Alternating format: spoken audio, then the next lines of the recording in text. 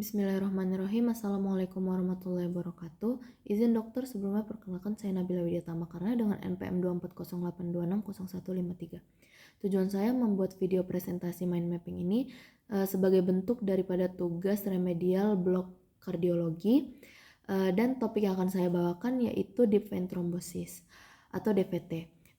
Jadi DVT ini merupakan kondisi terbentuknya trombus atau bekuan darah di vena dalam. Biasa ditemukan pada ekstremitas bawah.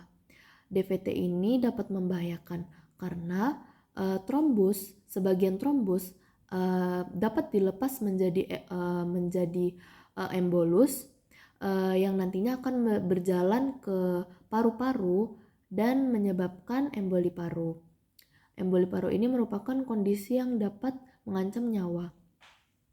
Adapun etiologi atau penyebab daripada DVT ini dapat dijelaskan melalui Trias-Virchow.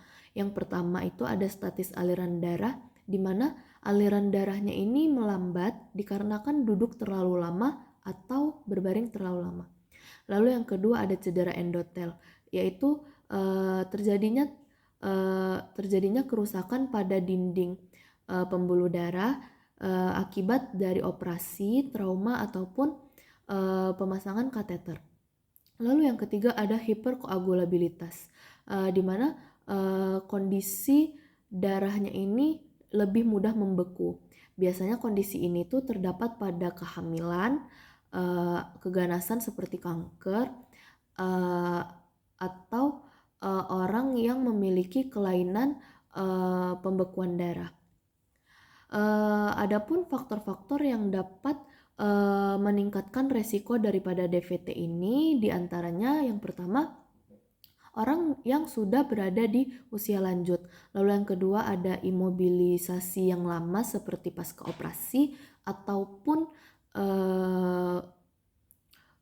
bepergian yang jauh. Lalu ada pembedahan atau trauma, lalu ada keganasan atau kanker, lalu pada kondisi hamil atau sedang masa nifas, lalu pada kondisi penggunaan kontrasepsi hormonal atau terapi estrogen, lalu ada riwayat DVT sebelumnya serta kelainan hiperkoagulabilitas.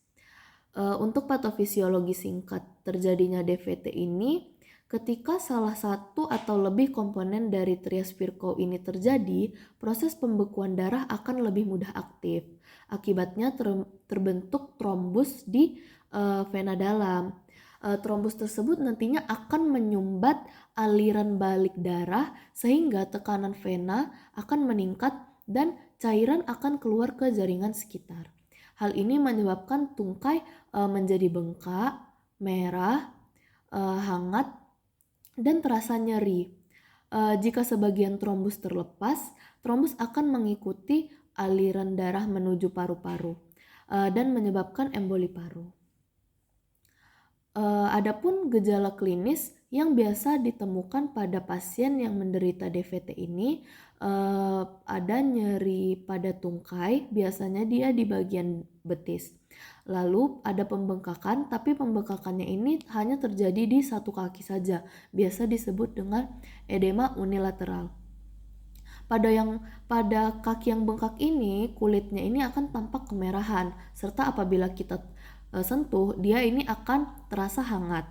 Lalu terdapat nyeri saat venanya ditekan. Terus kita juga bisa menemukan pelebaran vena superficial.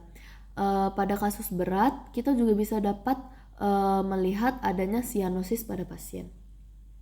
Untuk penegakan diagnosa, kita bisa melakukan anamnesis untuk menanyakan riwayat-riwayat pasien. Lalu kita melakukan pemeriksaan fisik, kita dapat melakukan pemeriksaan Hoffmann sign atau Lowenberg sign di ekstremitas bawah pasien. Tapi biasanya pemeriksaan ini jarang dilakukan karena adanya sensitivitas ataupun spesifisitas yang rendah. Untuk pemeriksaan laboratoriumnya, kita bisa melakukan pemeriksaan di dimer. Nantinya apabila positif, dia ditemukan lebih dari sama dengan 500 Ng per mililiter. Untuk pemeriksaan penunjangnya, kita dapat melakukan USG Doppler compression atau USG kompresi. Dianya ini kalau positif bila venanya tidak dapat dikompresi. Kemudian ini tuh merupakan gold standard non-invasif. Lalu kita dapat melakukan pemeriksaan venografi yang merupakan gold standard invasif. Kita juga dapat melakukan pemeriksaan MRI venografi. Untuk terapinya, farmakologi, kita dapat memberikan heparin seperti UFH atau LMWH sebagai terapi awalnya. Lalu kita memberikan DOAC, misalnya rivaroxaban atau apixaban, sebagai antikoagulan oral. Lalu kita memberikan warfarin dan memberikan terapi trombolitik pada kasus DVT berat. Untuk non-farmakologisnya, kita dapat melakukan mobilisasi dini bila kondisi memungkinkan.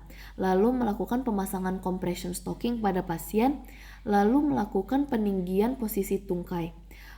Kemudian dapat melakukan intermittent pneumatic compression pada pasien tertentu dan melakukan bed rest hanya bila terdapat indikasi tertentu saja. Untuk komplikasinya, terdapat 2 komplikasi utama dari DVT ini. Yang pertama ada emboli paru, yaitu trombus lepas dan menyumbat arteri pulmonalis sehingga menyebabkan sesak nafas mendadak, nyeri dada hingga shock.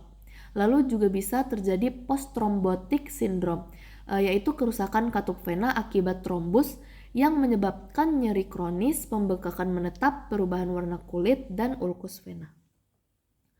Untuk prognosisnya, dia ini umumnya baik jika didiagnosis dan diterapi sejak dini, tetapi dapat memburuk apabila sudah terjadi komplikasi seperti emboli paru atau kekambuhan. Mungkin itu saja yang dapat saya sampaikan. Berikut sudah saya sertakan referensi saya untuk membuat mind mapping ini. Apabila ada kesalahan, mohon dimaafkan, saya tutup. Wabillahi taufiq wal hidayah. Wassalamualaikum warahmatullahi wabarakatuh.